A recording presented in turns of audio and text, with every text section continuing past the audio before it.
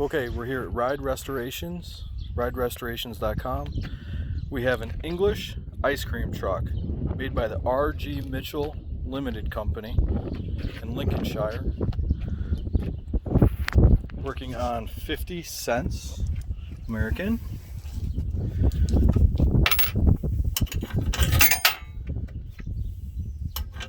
When ready, press the start button. Start button.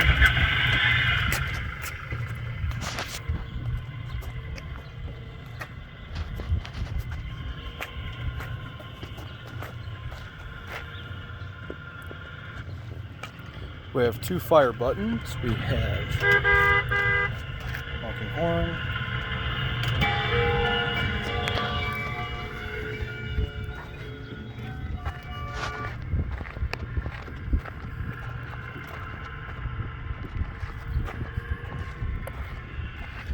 this is a two-seat kiddie ride, so we have a seat in front for the driver, and we have a seat in the back that you can serve ice cream out of with a control panel.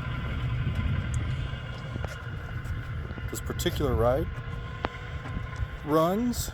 The coin box door is a little bent up from somebody trying to pry it open.